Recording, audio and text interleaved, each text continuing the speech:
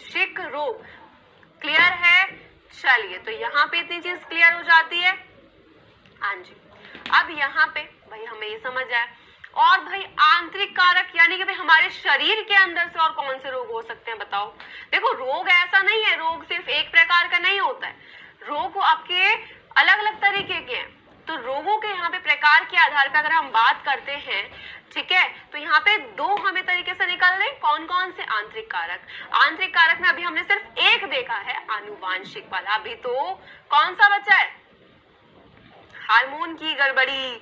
तो बच्चों, हार्मोन पता है क्या होते हैं? पता है हार्मोन क्या होते हैं? अच्छा, आपने कभी देखा है कि भाई कोई तो इतना छोटा सा आदमी है, कोई इतना बड़ा आदमी है, ठीक?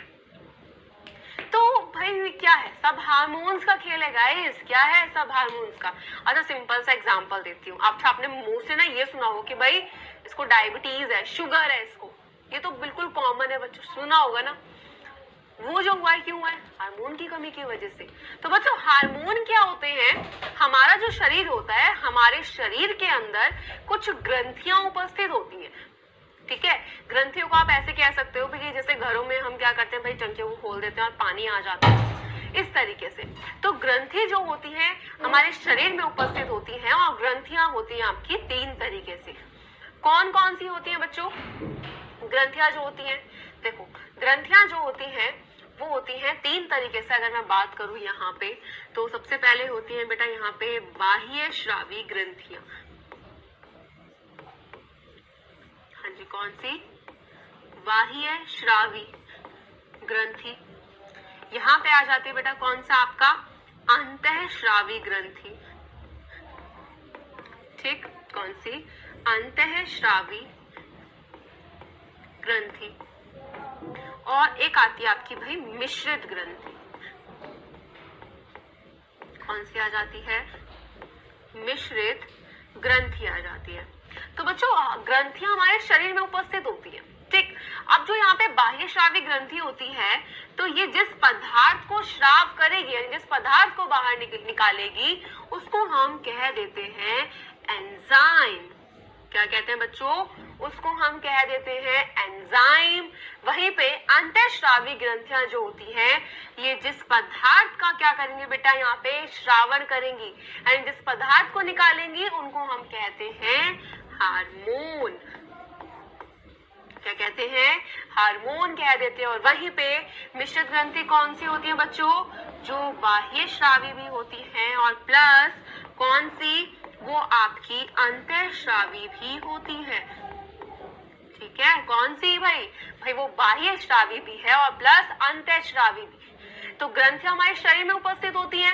हमें जानना था भाई हार्मोन क्या होते हैं। तो भाई हार्मोन हमारे शरीर की अंतःश्रावी ग्रंथियों से श्रावित होने वाला क्या है? पदार्थ है। तो अंतःश्रावी ग्रंथियां जिस पदार्थ को बाहर निकालेंगे उसको हम हार्मोन कहते हैं। और ये हार्मोन हमारे शरीर में बहुत सारी क्या करती हैं? क्रिया करती है, ठीक है। क्या करते हैं भाई? हार्मोन बहुत सारी क्रिया करेंगे।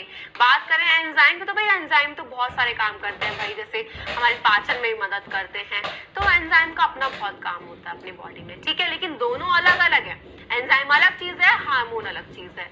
अब यहाँ पे अगर हम बात करें कि भाई हार्मोन की गड़बड़ी, मान लो भाई कोई इंसान है, ठीक है, उसके शरीर में क्या होगी? हार्मोन की गड़बड़ी हो गई, यानी हार्मोन बहुत कम श्रावित हो रहे हैं या बहुत ज्यादा। तो बच्चों याद रखना, अगर हार्मोन जो है वो कम श्रावित होते हैं तो भी क्या हो सकता है? वो रोग से क्या हो सकता है भाई? ग्रस्त हो सकता है। अगर वो जो इंसान है, वो जो व्यक्ति है, उसमें हार्मोन बहुत ज्यादा मात्रा में है, तो भी क्या हो जाएगा? तो भी वो इंसान रोग से ग्रस्त हो सकता है। यानी कि हार्मोन जो है बेटा, इनकी कम और ज्यादा मात्रा दोनों ही खतरनाक है। किसके लिए? हमारे शरीर के लिए। इसको भाई एक नियमित मात्रा में, यानी कि निश्चित मात्रा में ही क्या होना होता है बेटा? श्रावित होना होता है। क्लियर? तो हार्मोन की गड़बड़ी, तो हार्मोन हमारे शरीर में होने वाली विभिन्न क्रियाओं के संचालन के लिए आवश्यक होते हैं। भाई गुस्सा आ रहा है, कभी बहुत गुस्सा आ गया है ना, गुस्से में बोल दिया, वहां पे भाई वो हार्मोन्स खेल खेले हैं। किन्होंने गेम खेला है? हार्मोन्स ने। तो गुस्से का आना, उस पर कंट्रोल करना कौन कर रहा है? हार्मोन्स कंट्रोल कर रहे हैं। बच्चों हमारी बॉडी में, हमारे शरीर में बहुत सारी ऐसी चीजें हैं जिनको हार्मोन्स क्या करते हैं? कंट्रोल कर देते हैं। हाँ जी, यहाँ पे है शरीर में पाई जाने वाली विशेष प्रकार की ग्रंथियां, ठीक है, ग्रंथियों जिन्हें अंतःस्रावी ग्रंथियां कहते हैं, इनके द्वारा श्रावित होते हैं। अब बोलोगे मैम ये तो आपने पहले ही बता दिया, क्लियर हो गया, लाइन क्लियर है। तो हार्मोन किससे श्रावित होते हैं? हमारे शरीर की ग्रंथियों से, लेकिन कौन सी? अंतःस्रावी ग्रंथि। ओके, चलो अब हार्मोन की आवश्यकता से कम या ज्यादा बनने से कोई रोग हो जाते हैं। मैंने पहले बोला है, अगर हार्मोन कम श्रावित होंगे तो भी दिक्कत, और अगर हार्मोन ज्यादा श्रावित होंगे तो भी दिक्कत है भाई, वहां पे रोग होना ही होना है। क्लियर है?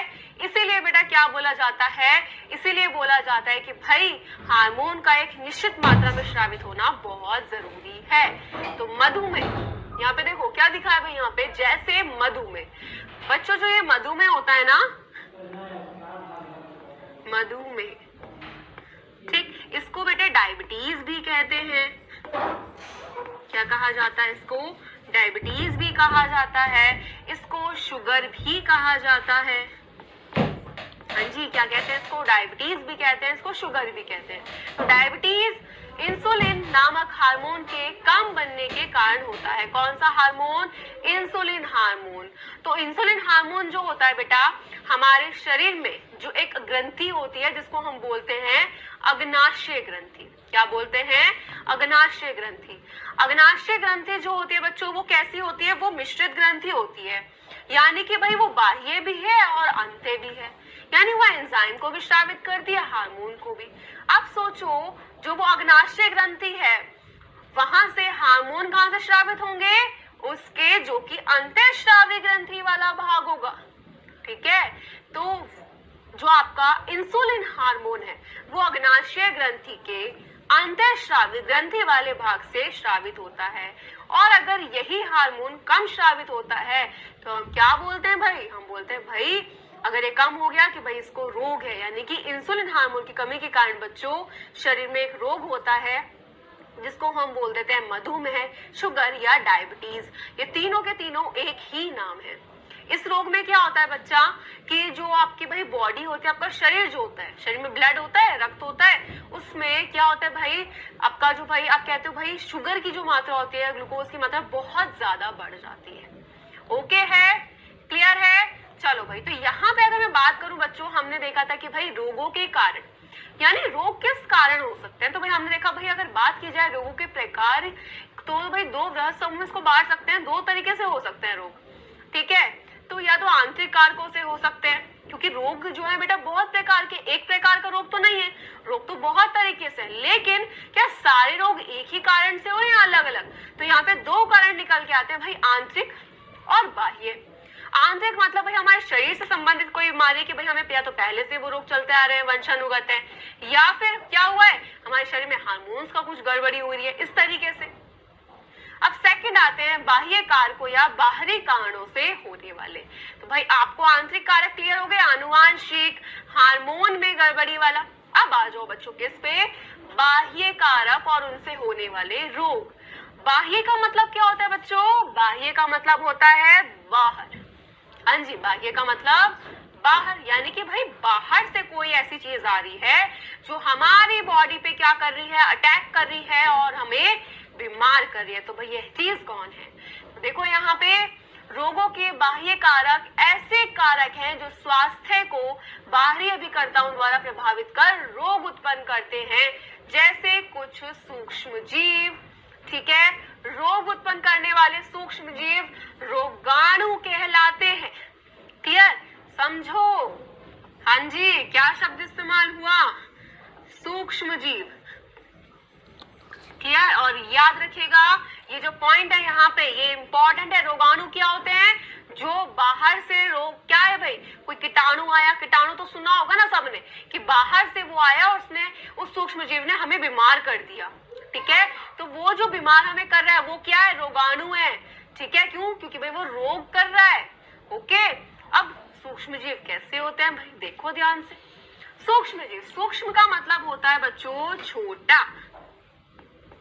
हाँ जी, सूक्ष्म का मतलब क्या होता है बच्चों? छोटा जीव। यानी कि भाई छोटा जीव से, यानी कि बेटा इतने छोटे जीव होते हैं कि ये इनको देखने के लिए हमें किसकी जरूरत होती है? सूक्ष्मदर्शी की आवश्यकता हो जाती है भाई। और सूक्ष्मदर्शी क्या होता है भाई? ये तो वो यंत्र होता है जिसके जरिए हम उन सूक्ष्म यानी उन जीवों को देखते हैं जिनको हम अपनी आंखों से नहीं देख सकते। ठीक है, अगर मैं आपसे बोला आप मुझे देख सकते हो, आपने बोला हाँ यस मैम हम आपको देख सकते हैं। मैं बोलूं भाई अपना हाथ उठाओ और देखो क्या आपको दिख रहा है आपके हाथ में बैक्टीरिया है? आप बोलोगे नो मैम हमें तो कुछ नहीं दिख रहे हैं। तो बच्चों जो आपके सूक्ष्म जीव होते हैं वो हमें दिखाई नहीं देते, इसीलिए बोला जाता है हाथ धोकर खाना खाओ। क्यों? क्योंकि भाई आपके हाथों पे बहुत सारे बैक्टीरिया हो सकते हैं वहां पे। ठीक है, जो आपके खाने के साथ जैसे आप खाना खाओगे आपकी बॉडी में जाएंगे और आपके शरीर में जाके रोग उत्पन्न कर सकते हैं। क्लियर है? चलिए, तो सूक्ष्मदर्शी क्या है भाई? ये वो यंत्र है जिनके जरिए हम उन छोटे सूक्ष्म जीवों को देखते हैं जो कैसे होते हैं बेटा? जो हम जिनको हम अपनी आंखों से नहीं देख सकते। अब सूक्ष्म जीव जो होते हैं भाई ये बहुत तरीके से होते हैं बेटा, है ना। अगर बात करूं मुख्य रूप से तो जैसे जीवाणु हो गया, जीवाणु के साथ साथ भाई आपका विषाणु। भाई ये सबने सुना होगा, जीवाणु मतलब होता है क्या? जीवाणु मतलब होता है बच्चों यहाँ पे बैक्टीरिया। क्या आता है? बैक्टीरिया आ जाता है। और वहीं पे जो विषाणु होता है, ठीक है, इसका मतलब क्या होता है? इसका मतलब होता है वायरस। ठीक है, सुने भाई, बैक्टीरिया एंड वायरस। जो जीवाणु होते हैं बच्चों, ये जीवाणु तो भाई लाभ भी देते हैं और ये साथ साथ हानि भी देते हैं, यानी लाभ और हानि दोनों देते हैं। वहीं पे जो विषाणु होते हैं भाई ये तो सिर्फ हानि करते हैं, यानी कि नुकसान ही पहुंचाएंगे। सिर्फ क्या करेंगे? सिर्फ नुकसान ही पहुंचाते हैं। तो जीवाणु विषाणु बहुत सूक्ष्म, देखो जीवाणु से भी छोटे होते हैं विषाणु। इसके अलावा आपके प्रोटोजोआ इस प्रकार से और भी सूक्ष्म जीव होते हैं। ठीक, तो बैक्टीरिया वायरस तो सभी ने सुना है ना भाई। बैक्टीरिया जो होते हैं भाई लाभ कैसे देते हैं? आपने देखा भाई घरों में दही बनती है, भाई दूध से दही बनी है, कैसे बनी है? बैक्टीरिया ने किया है। लेकिन वहीं पे भाई ये कहते हैं कि भाई लाभ तो देंगे लेकिन थोड़ा हानि भी देते हैं ये। लेकिन विषाणु वो कोई लाभ नहीं पहुंचाते, वो सिर्फ हानि ही पहुंचाते हैं। और विषाणु के लिए एक लाइन कही जाती है, वो लाइन ये होती है क्या? इनको बोला जाता है भाई किसकी? सजीव और निर्जीव के बीच की कड़ी। किसको भाई? यहाँ पे जो आपके क्या होते हैं बेटा? जो आपके वायरस होते हैं, या जिनको हम क्या कहते हैं यहाँ पे बच्चा? जिनको हम विषाणु कह देते हैं, इनको सजीव और निर्जीव के बीच की कड़ी कहा जाता है भाई। लेकिन हम क्यों कहते हैं? क्योंकि बच्चों विषाणु जो होते हैं ना, वायरस, अगर इनको कोई सजीव कोशिका नहीं मिली, भाई कोशिका किसमें होगी? जीवों में होगी ना। जैसे हम लोग हैं, हमारा शरीर किससे बना है? कोशिका से। तो जब तक इनको कोई शरीर नहीं मिलता, कोई कोशिका नहीं मिलता, तो ये बाहर पड़े हैं, ऐसे पड़े हैं जैसे मरे हुए हैं। लेकिन जैसे इनको कोई सजीव कोशिका मिलती है, यानी किसी बॉडी में जाते हैं, तो भाई वहां पे जैसे फोटोकॉपी होती है ना भाई, एक पेपर के 10 पेपर हम लोग निकाल सकते हैं, उसी तरीके से ये अपनी बहुत सारी कॉपी बनाना शुरू कर देता है और रोग पैदा कर देता है। ठीक है, यानी कि शरीर से बाहर जब तक इसे कोई सजीव कोशिका नहीं मिली, कैसे पड़ा था? जैसे मरा हुआ है। लेकिन जैसे इसको कोई सजीव कोशिका मिल जाती है तो ये एकदम जीवित हो जाता है। इसीलिए इसको बोला जाता है सजीव और निर्जीव के बीच की कड़ी। क्लियर है यहाँ पे? तो सूक्ष्म जीव समझ में आया क्या होता है? चलो, अब आपको समझ आ गया कि भाई रोगों के कारण क्या हो सकते हैं, रोग किस कारण हो सकते हैं। या तो भाई हमारे शरीर जो है, अगर बात की जाए रोगों के प्रकार के आधार पर, तो भाई दो तरीके से हो सकते हैं। किसके आधार पर बात कर रही हूँ? रोगों के प्रकार के आधार पर, कि भाई या तो हमारे शरीर में आंतरिक कुछ कारक की वजह से या फिर किसी बाहर की वजह से हो सकते हैं। ठीक है, इसलिए बोलते हैं सड़क का जो खुला हुआ खाना होता है वो नहीं खाना चाहिए। ठीक है, क्यों? क्योंकि बेटा वो सारे के सारे जितने भी सूक्ष्म जीव हैं आपकी बॉडी में जा सकते हैं। क्लियर? चलिए, अब आ जाते हैं जल्दी से OMR। तो बच्चों आज हमने क्या देखा? आज हम लोगों ने देखा कि भाई रोग आखिर क्या है? ठीक है, रोग क्या है? यहाँ पे आपने देखा रोग को भाई बोधित आराम इन सब नामों से भी जाना जाता है। तो रोग आपने देख लिया भाई क्या होता है। यहाँ पे आपने देखा भाई रोग के आधार पे जो आपके भाई रोग है ये आखिर किन कारणों से हो सकते हैं। अगर हम बात करेंगे प्रकारों की तो किस किस कारण से हो सकते हैं, तो वहीं पे हमने जाने कुछ कारण कि भाई दो कारणों से हो सकते हैं। कुछ आंतरिक हैं, ठीक, या तो वो आंतरिक होगा या वो किसी बाह्य कारक की वजह से हुआ है। क्या हुआ है?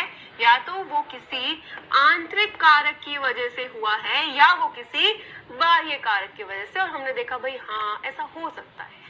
ठीक है, चलिए तो समझ आया। आंतरिक में जैसे आपका क्या हो जाता है, आनुवंशिक हो सकता है या फिर हार्मोन्स की गड़बड़ी। और बाह्य कारकों में क्या होगा भाई, कोई ना कोई बाहर से बैक्टीरिया, वायरस या फिर कोई भी प्रोटोजोआ या फिर कुछ भी कोई सूक्ष्म जीव आता है और हमारी बॉडी पे अटैक करता है और हमें बीमार कर देता है। अभी तो हमें इन रोगों के नाम भी जानने भाई कौन से रोग होते हैं, है ना। चलो तो यहाँ पे समझ आया, क्लियर हुआ। चलिए तो OMR यानी कि भाई हमने आज ये सब देखा है, जल्दी से हमने रिवाइज भी कर लिया। अब आ जाते हैं बच्चों क्विज पे।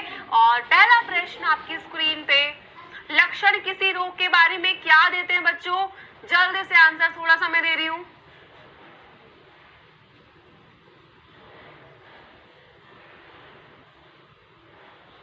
थोड़ा समय है, जल्दी से बताइए।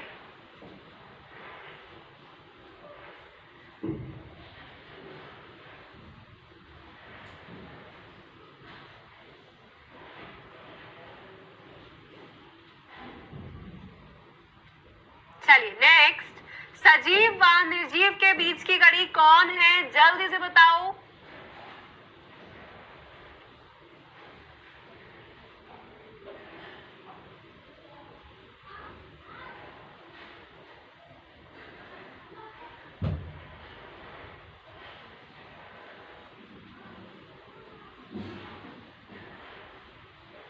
चलिए तो पहले वाले पे आए।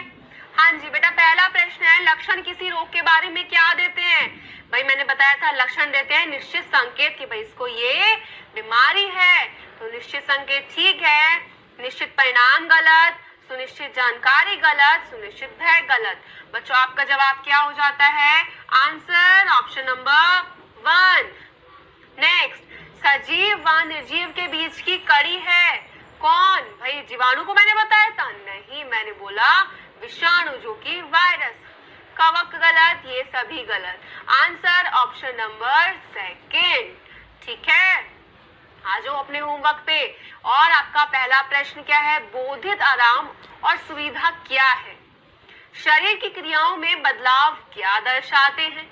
तीसरा प्रश्न है किन्हीं 4 लक्षणों को लिखिए जिनसे रोग का पता चलता है। लक्षण किसी चिकित्सक को किस बात के संकेत देते हैं? पांचवा और आखिरी प्रश्न है रोग मुक्ति की कोई 2 आवश्यक परिस्थितियां बताइए। ठीक है, तो बच्चों आपने ये जाना कि स्वास्थ्य क्या होता है, इससे पहले वाले लेक्चर में आज जाना कि भाई रोग क्या है और किस किस कारण से हो सकते हैं। तो हमने देखा कि भाई 2 कारक हो सकते हैं, आंतरिक और बाह्य।